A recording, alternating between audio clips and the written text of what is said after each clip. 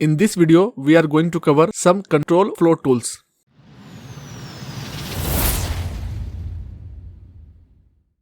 So हमारे पास कई तरह के कंट्रोल फ्लो टूल्स हैं. So first one is if else. So हम यहाँ पे देख लेते हैं कि if else हम कैसे यूज करते हैं. हमने इसे पहले भी कवर किया था, हम इसे दोबारा से ब्रीफली कवर कर लेते हैं.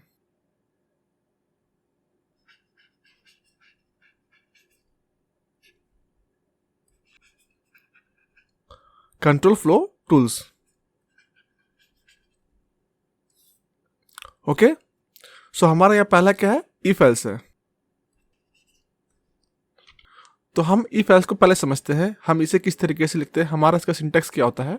सो हम if else कहाँ यूज करते हैं, जहां पे हमें कुछ कंडीशंस को चेक करना होता है, वेदर इट इज ट्रू और फॉल्स. अगर ट्रू है तो हम इस स्टेटमेंट को एग्जीक्यूट करेंगे, अगर फॉल्स है तो हम इस स्टेटमेंट को एग्जीक्यूट करेंगे. इस तरीके से हम एक फ्लो चलाते हैं, एक कंट्रोल का फ्लो चलाते हैं कि सर्टेन कंडीशन है हमारे पास.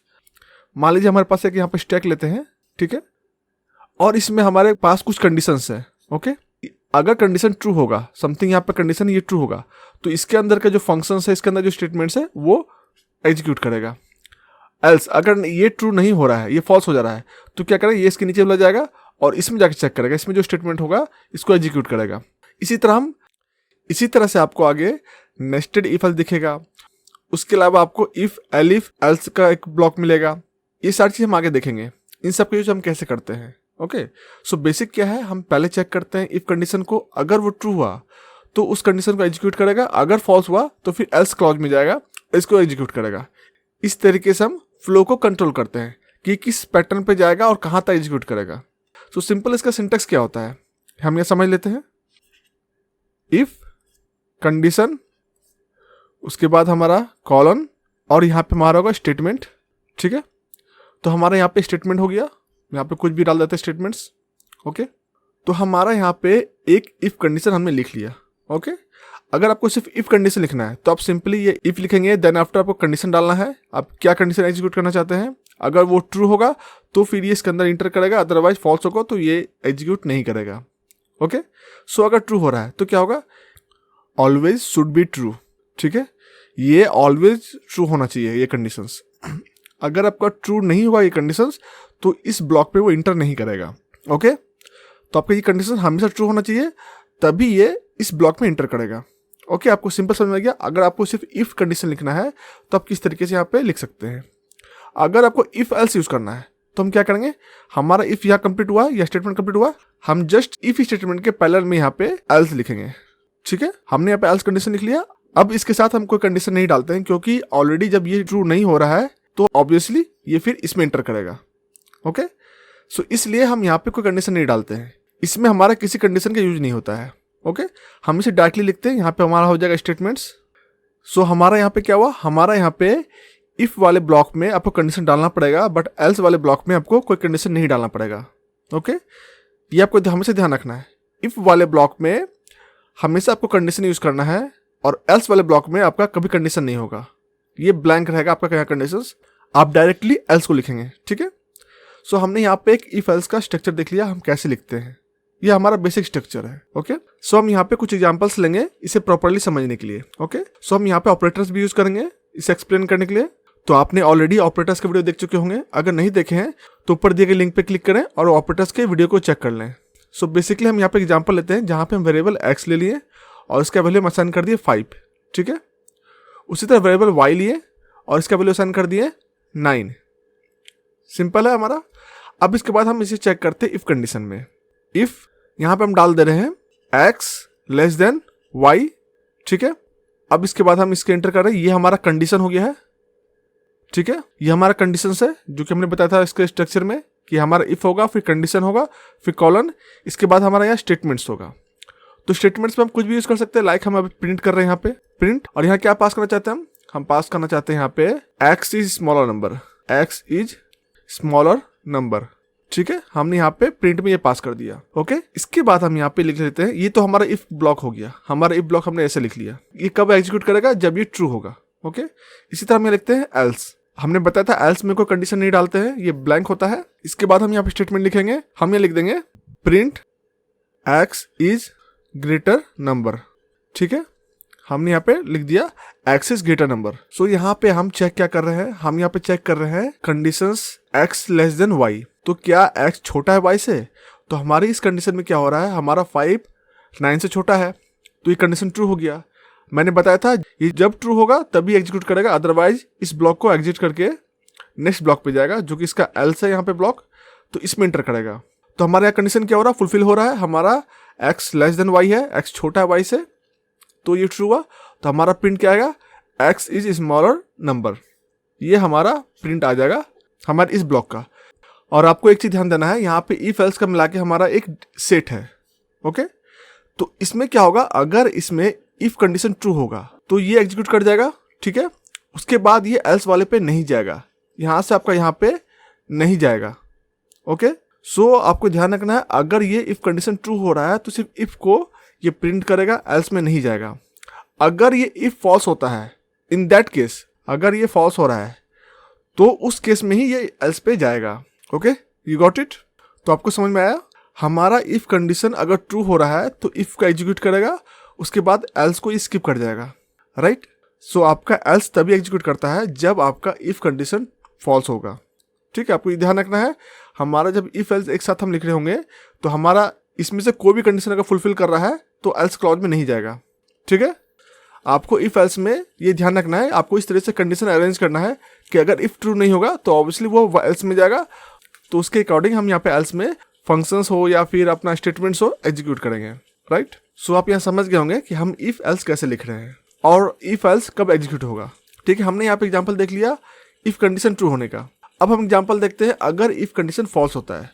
हमारा यहाँ जो एक्स और वाई का वैल्यू था हम इसे चेंज कर रहे हैं, बाकी हम कंडीशंस को सेम रख रहे हैं। तो हम यहाँ पे एक्स का वैल्यू हम कर देते हैं 12 और वाई का वैल्यू कर देते हैं हम 6। ओके, तो हमारे यहाँ पे कंडीशन क्या हुआ, हमारे यहाँ पे एक्स अब ग्रेटर देन है और वाई हमारा स्मॉलर है। ओके, अब हम क्या करेंगे, अब हमारे इस वाले वैल्यूज को हम प्रीवियस कंडीशन में फिर से डाल के चेक करेंगे। तो हमारे यहाँ पे क्या था, एक्स लेस देन वाई। तो हमारा अभी एक्स का वैल्यू क्या है, 12 है। क्या है लेस देन 6 है?